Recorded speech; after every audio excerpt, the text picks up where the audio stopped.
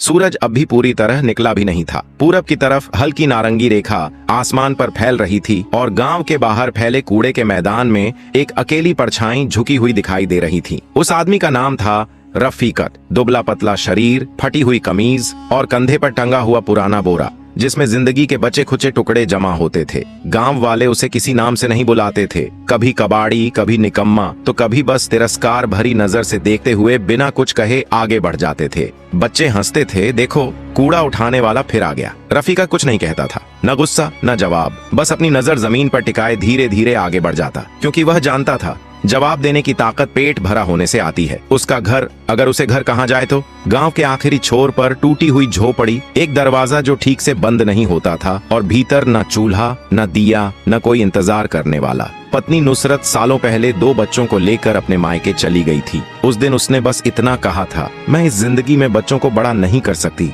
और फिर वह चली गई। उसके बाद से रफीकत की झोपड़ी में सिर्फ सन्नाटा रहता था। उस सुबह भी रफीकत रोज की तरह कूड़े के मैदान में एक नया कोना तलाश रहा था। उसके हाथ में एक पतली छड़ी थी जिससे वह मिट्टी और प्लास्टिक उलट पलट कर कुछ काम का ढूंढता। कभी खाली बोतल, कभी जंग लगी तार, कभी फटा हुआ टायर। उसी दौरान उसकी छड़ी एक चीज से टकराई। आवाज अलग थी, ना कांच ना लोहा, कुछ भारी कुछ ठोस। रफीकत ने झुककर देखा, एक बोरा, लेकिन ये बोरा बाकी सबसे अलग था। न कीचड़ लगा था, न बदबू, न फटा हुआ, ऊपर से मोटी रस्सी की गांठ कसकर बंधी हुई। रफीका कुछ पल बस उसे देखता रहा। उसके माथे पर सिकुड़न आ गई। कूड़े में ऐसा बोरा, उसने बुदबुदाकर कहा। उसने बोरे को खींचने की कोशिश की। वजन अजीब था, जैसे अंदर कुछ ठोस रखा हो। कपड़े होंगे शायद, उसने खुद से कहा। फिर उसने चारों तरफ नजर घुमाई, कोई इंसान नहीं, बस दूर दूर तक धुआं और कचरा। रफीकत ने बोरे को धीरे धीरे एक तरफ खिसकाया जहां कचरे से उठती धुएं की धुंध उसे छिपा सके। उसने रस्सी खोली। जैसे ही बोरा खुला, उसकी सांस अचानक रुक गई। अंदर प्लास्टिक में लिपटी हुई नोटों की गड्डियां थीं, नई, चमकदार, बिल्कुल नई। रफीकत ने कांपते हाथों से एक गड्डी उठाई, प्लास्टिक खोला। 500 रुपये के नोट। उसकी आंखें चौंधियां गईं। वह वहीं घुटनों के बल बैठ गया। उसके हाथ बुरी तरह कांप रहे थे। उसने नोटों को छू कर देखा। यह सपना तो नहीं, उसने खुद से पूछा। दिल जोर जोर से धड़क रहा था। एक पल को उसे लगा जैसे यह सब गायब हो जाएगा। उसने फिर चारों तरफ देखा, कोई नहीं, सिर्फ उसकी अपनी सांसों की आवाज। कुछ पल बाद उसने जल्दी जल्दी नोट वापस बोरे में रखे, रस्सी बांधी और बोरे को पीठ पर लाद लिया। अब हर आवाज उसे खतरा लग रही थी। कुत्ते का भौंकना, शायद किसी ने देख लिया। किसी का दूर से बोलना, शायद मेरा पीछा कर रहा है। उसके कदम तेज हो गए, पसीना पीठ से बहने लगा। जब वह झोपड़ी पहुंचा तो बिना रुके दरवाजा अंदर से बंद कर लिया। बोरे को कोने में रख दिया, ऊपर से पुरानी चटाई डाल दी। रफीका का दिल ऐसे धड़क रहा था जैसे सीना फाड़कर बाहर आ जाएगा। वह बार बार दरवाजे की दरार से झांकता, कहीं कोई पीछे तो नहीं आ गया। काफी देर बाद जब उसे यकीन हुआ कि आसपास कोई नहीं है तो वह धीरे धीरे बोरे के पास बैठा। उसके हाथ अब भी कांप रहे थे, लेकिन उसने हिम्मत जुटाई, रस्सी खोली। जैसे ही बोरा खुला, नोटों की चमक फिर उसकी आंखों पर पड़ी। उसने एक गड्डी निकाली, गिनना शुरू किया, 1 2 3। उसके होंठ सूखने लगे। एक गड्डी, 1 लाख, उसने हिसाब लगाया। उसने जल्दी जल्दी और गड्डियां देखी। उसका दिमाग सुन्न पड़ गया। कम से कम, उसकी आवाज कांप रही थी, 30-40 करोड़। इतना पैसा? उसका सिर भारी हो गया। उसके अंदर खुशी और डर एक साथ टकरा गए। इतना पैसा? वह बुदबुदाया। कोई आम आदमी नहीं फेंकता। उसकी रगों में ठंडक दौड़ गई। कहीं ये किसी नेता का, किसी माफिया का या किसी बड़े आदमी का तो नहीं। अगर किसी ने ढूंढना शुरू किया, अगर पुलिस आई, उसका शरीर पसीने से तर हो गया। उसने जल्दी से गड्डियां वापस रखीं, बोरा बांधा और मिट्टी पर बैठ गया। दोनों हाथों से सिर पकड़ लिया। एक तरफ सालों की गरीबी उसकी आंखों के सामने घूम रही थी, बीमारी में इलाज न होना, भूखे पेट सो जाना, लोगों की नफरत। दूसरी तरफ यह दौलत, घर, इलाज, इज्जत, नया जीवन। लेकिन डर उसे अंदर से खा रहा था। अगर किसी को पता चल गया तो लोग मुझे चोर कहेंगे, पुलिस पकड़ लेगी या असली मालिक मार डालेगा। उस रात रफीका एक पल भी नहीं सो पाया। सुबह होने से पहले उसने खुद को तसल्ली दी, अगर मैं बस एक गड्डी निकाल लूं, इलाज करा लूं, तो किसी को क्या पता चलेगा। अगले दिन वह पहली बार ठीक कपड़े पहनकर क्लिनिक गया। डॉक्टर ने उसे ध्यान से देखा, इज्जत से बैठाया, दवाइयां दी और कहा, इलाज मुमकिन है। सालों बाद रफीकत के चेहरे पर एक सच्ची मुस्कान आई। वह समझ गया, ये पैसा वरदान नहीं, इम्तिहान है। यहीं से रफीकत की जिंदगी एक नई दिशा लेने वाली थी। लेकिन उसे यह नहीं पता था कि यह रास्ता उसे ऊपर भी ले जाएगा और भीतर से तोड़ भी देगा। रफीका के लिए अगली सुबह सिर्फ एक नया दिन नहीं थी, वह एक नई जिंदगी की दहलीज थी। सालों बाद उसने आईने में अपने चेहरे को ध्यान से देखा। वही ढंसी हुई आंखें, वही थका हुआ चेहरा, लेकिन इस बार आंखों में कुछ और था, उम्मीद। उसने धीमी आवाज में कहा, अगर अब भी नहीं बदला तो कभी नहीं बदल पाऊंगा। उसने बहुत सोच समझकर पहला कदम उठाया। कोई शोर नहीं, कोई दिखावा नहीं। सबसे पहले उसने झोपड़ी की मरम्मत करवाई। छत से पानी टपकता था, दीवारों में सीलन और बदबू भरी थी। उसने बोरे से बस उतना ही पैसा निकाला जितना जरूरी था। मजदूर बुलाए। किसी ने पूछा, इतने पैसे कहाँ से आए? रफीकत ने बस इतना कहा, कुछ पुराने उधार लौट आए हैं। किसी ने ज्यादा सवाल नहीं किए। कुछ ही दिनों में झोपड़ी की हालत बदल गई। अब वहाँ बरसात में पानी नहीं भरता था। रफीकत ने पहली बार सुकून की सांस ली, लेकिन असली बदलाव अभी बाकी था। कुछ हफ्तों बाद उसने गांव की मुख्य सड़क पर एक छोटी सी दुकान किराए पर ली। नाम रखा रफीकत जनरल स्टोर। दुकान में पहले दिन बस कुछ ही सामान थे, दाल, चावल, नमक, तेल। वह खुद दुकान पर बैठता, हर आने वाले को मुस्कुरा कर कहता, क्या चाहिए भाई? शुरुआत में लोग झिझके। कुछ ने मन में सोचा, कल तक कूड़ा उठाता था, आज दुकान। लेकिन रफीकत हर सवाल का जवाब अपने व्यवहार से देता था। न उधारी में धोखा, न तौल में कमी। धीरे धीरे ग्राहक बढ़ने लगे। रफीकत ने एक बात का खास ध्यान रखा, वह कभी दौलत का दिखावा नहीं करता, न नए कपड़े, न बड़ी बातें। दुकान बंद करके सीधे घर चला जाता। रात को बोरे के पास बैठता, नोटों की गड्डियों को बस देखता, छूता नहीं, जैसे वे कोई जंगली जानवर हों जिनसे दूरी रखना ही बेहतर हो। उसके मन में एक ही बात गूंजती रहती, अगर जरा भी नजर पड़ी तो सब खत्म। कुछ महीनों में दुकान चल पड़ी। अब आटे की बोरियां, तेल के डिब्बे, मसाले, साबुन सब बिकने लगे। रफीका का नाम धीरे धीरे लोगों की जुबान पर आने लगा। ईमानदार आदमी है, भाव ठीक रखता है, नाप तौल सही है। वह आदमी जिसे कभी लोग नजरअंदाज कर देते थे, अब सम्मान से देखा जाने लगा। लेकिन रफीका जानता था, यह सम्मान अभी कच्चा है, एक झटके में टूट सकता है। इसी बीच उसने अगला कदम उठाया। दुकान के पीछे एक छोटा सा गोदाम। थोड़ा और पैसा बोरे से निकला। एक पुरानी छोटी ट्रक खरीदी। अब वह सिर्फ बेचने वाला नहीं था, सप्लाई करने वाला बन गया। पास के गांवों में उसका सामान जाने लगा। लोग अब उसे नाम के साथ भाई लगाने लगे। रफीकत भाई। उसके भीतर एक मीठा गर्व उभरने लगा, लेकिन साथ ही डर भी। रात को जब सब सो जाते, वह छत की ओर देखकर सोचता, अगर ये सब एक झूठ की नींव पर खड़ा है तो कब ढहेगा? समय के साथ रफीकत खुद भी बदल गया। जो आदमी भीड़ में सिर झुकाकर चलता था, अब सीधा चलता था। उसकी आवाज में अब झिझक नहीं, ठहराव था, लेकिन खालीपन अब भी था। घर में अब भी कोई उसका इंतजार नहीं करता था। एक शाम जब वह दुकान बंद कर रहा था, तो उसने दो परछाइयां देखी, परिचित लेकिन दूर हो चुकी। उसकी पत्नी नुसरत और दोनों बच्चे। बच्चे अब काफी बड़े हो चुके थे। नुसरत की आंखें नीची थीं, उसकी आवाज कांप रही थी, रफीका, हमसे बहुत बड़ी गलती हो गई थी। रफीका के कदम जैसे जम गए। उसके दिमाग में पुरानी यादें तूफान बनकर उठी।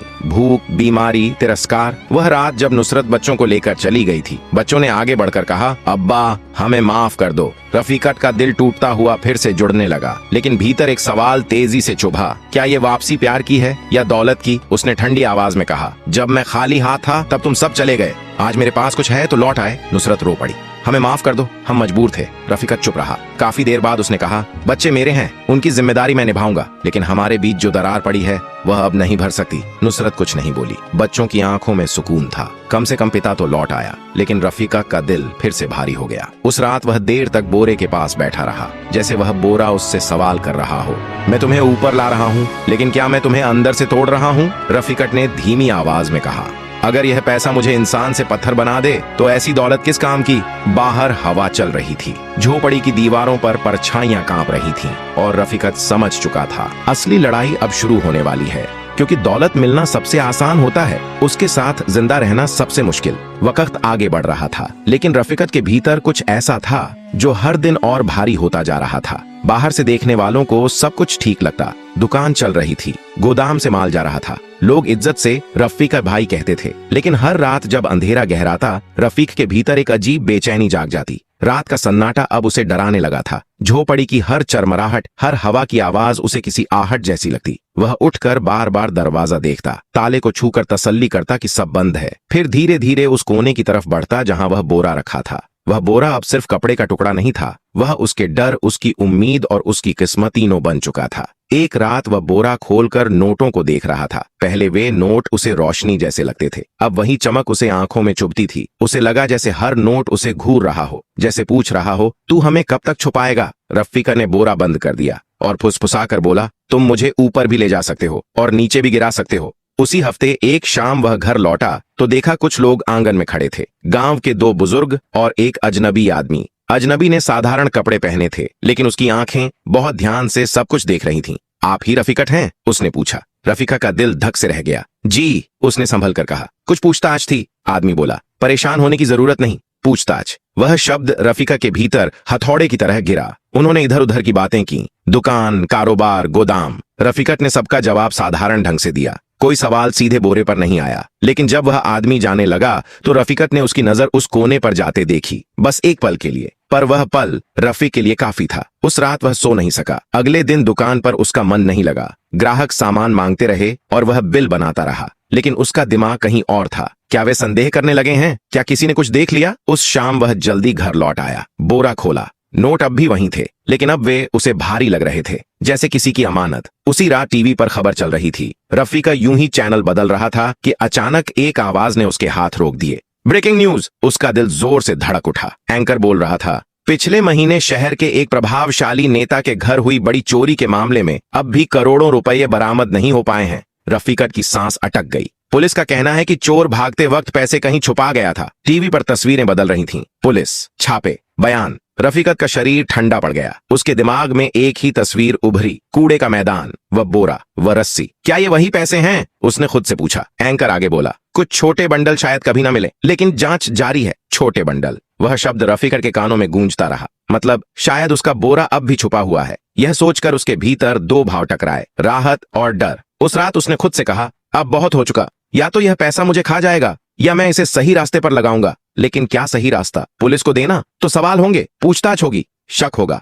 रफीकत जानता था, सच बोलना भी गरीब आदमी के लिए हमेशा आसान नहीं होता। इन्हीं दिनों एक नया चेहरा उसकी जिंदगी में आया। पास के गांव से एक व्यापारी सामान लेने आता था। उसके साथ एक औरत भी होती थी। सादा कपड़े, संयमित व्यवहार। नाम था समीरा। वह कम बोलती थी, लेकिन जब बोलती तो उसकी आवाज में सच्चाई होती। एक दिन उसने मुस्कुराकर कहा, आप बहुत मेहनती हैं रफीक साहब, गांव में आपकी इज्जत होती है। ये शब्द रफीक के लिए नए थे। इज्जत। उसने सालों बाद किसी के मुंह से यह शब्द सुना था। धीरे धीरे समीरा अक्सर आने लगी, कभी भाई के साथ, कभी अकेली। उसकी बातों में कोई लालच नहीं था। वह रफीक को व्यापारी की तरह नहीं, इंसान की तरह देखती थी। एक दिन उसने कहा, पैसा सब कुछ नहीं होता, लेकिन इंसान का दिल अगर साफ हो तो वही सबसे बड़ी दौलत है। ये सुनकर रफीकत के भीतर कुछ हिल गया। उस रात वह देर तक जागता रहा, बोरे के पास बैठकर, और पहली बार उसने साफ साफ खुद से कहा, अगर यह पैसा किसी गलत रास्ते से आया है तो मुझे इसे सही रास्ते पर लगाना होगा। शायद तभी मुझे सुकून मिलेगा, लेकिन कैसे? यह सवाल अभी भी बिना जवाब था, और कहानी अब अपने सबसे कठिन मोड़ की तरफ बढ़ रही थी। रफीका अब जान चुका था, जिंदगी का सबसे बड़ा बोझ गरीबी नहीं होती, राज होता है। एक ऐसा राज जो आपको ऊपर भी उठा सकता है और एक ही पल में सब कुछ छीन भी सकता है। उस रात रफीका देर तक आंगन में बैठा रहा। आसमान में तारे टिमटिमा रहे थे। समीरा भीतर सो चुकी थी और कोने में वह बोरा अब भी चुपचाप पड़ा था। रफीका ने धीरे से कहा, तूने मुझे रोटी दी, इलाज दिया, इज्जत दी, लेकिन तूने मुझसे नींद छीन ली। समीरा के आने के बाद उसका घर सच में घर बना था। जब वह दुकान से थका हुआ लौटता तो कोई दरवाजा खोलने वाला था, कोई पूछने वाला था, दिन कैसा गया? ये सवाल कभी पैसे नहीं पूछते, ये सवाल दिल से निकलते हैं। और रफीकत को बरसों बाद यही चाहिए था। एक शाम समीरा ने धीरे से कहा, रफीक, मैंने तुम्हारी आंखों में कभी कभी डर देखा है। अगर कोई बोझ है तो उसे अकेले मत उठाओ। रफीकत चुप रहा। कुछ सच तुरंत नहीं बोले जाते, लेकिन उसी रात उसने फैसला कर लिया। अगली सुबह वह सबसे पहले गांव की पुरानी मस्जिद पहुंचा। छत से अब भी पानी टपकता था, दीवारें सीलन से भरी थीं। रफीकत ने चुपचाप काम शुरू कराया। ना नाम लिखा, ना घोषणा की, बस पैसे आते गए, काम होता गया। जब मस्जिद नई बनी तो लोगों ने पूछा, यह सब किसने कराया? रफीकत ने बस इतना कहा, किसी ने जिसे खुदा ने मौका दिया था। इसके बाद उसने अगला कदम उठाया। गांव के बच्चों के लिए एक छोटा सा स्कूल, जहां फीस नहीं, सिर्फ पढ़ाई हो, जहां गरीबी किसी का भविष्य तय न करे। लोग हैरान थे, क्या यही वह कबाड़ी था? अब गांव उसे रफीकत मियां कहने लगा। धीरे धीरे उसका कारोबार ईमानदारी से इतना बढ़ गया कि उसे बोरे की जरूरत खुद ही कम पड़ने लगी। एक दिन उसने बोरा खोला। नोट अब भी थे, लेकिन अब उनमें डर नहीं था, क्योंकि अब रफीका खुद कमाने लगा था। उस रात उसने सबसे बड़ा फैसला लिया। उसने एक वकील से सलाह ली, पैसे का एक बड़ा हिस्सा दान और ट्रस्ट में लगा दिया, बिना शोर, बिना नाम। अगर कभी पूछताछ हो तो उसके पास कागज थे। सच नहीं छुपाया, लेकिन दिखाया भी नहीं। कुछ महीनों बाद वह खबर फिर आई। चोरी का मामला फाइलों में दब चुका था। कुछ पैसे कभी नहीं मिले। यही अंतिम लाइन थी। रफीकत ने टीवी बंद किया और पहली बार उसके सीने से पूरा बोझ उतर गया। उसने पीछे मुड़कर अपने जीवन को देखा। गरीबी, तिरस्कार, अकेलापन, और फिर संघर्ष, डर, और अंत में सही फैसला। नुसरत और बच्चों की जिंदगी भी अब ठीक थी। रफीकत ने अपनी जिम्मेदारी निभाई, लेकिन अपने आत्मसम्मान की कीमत पर नहीं। एक रात समीरा ने पूछा, अगर वो बोरा कभी नहीं मिलता तो? रफीकत मुस्कुराया और कहा, तो शायद मैं कभी इंसान न बन पाता। कहानी यहीं खत्म नहीं होती, क्योंकि ये कहानी सिर्फ रफीकत की नहीं है, ये हर उस इंसान की है जो गलत रास्ते से सही काम करने का बहाना ढूंढता है। सवाल ये नहीं है कि पैसा कहाँ से आया, सवाल ये है उसने तुम्हें क्या बना दिया। अगर आप रफीकत की जगह होते तो क्या करते? क्या गलत पैसे से की गई भलाई सही मानी जा सकती है, या सच की कीमत हर हाल में चुकानी चाहिए? कमेंट में अपनी राय लिखिए। अगर कहानी ने आपको सोचने पर मजबूर किया हो तो एक लाइक जरूर करें, और ऐसी ही जिंदगी बदल देने वाली कहानियों के लिए चैनल को सब्सक्राइब करें और नोटिफिकेशन ऑन कर लें, क्योंकि कभी कभी एक कहानी जिंदगी बदल देती है।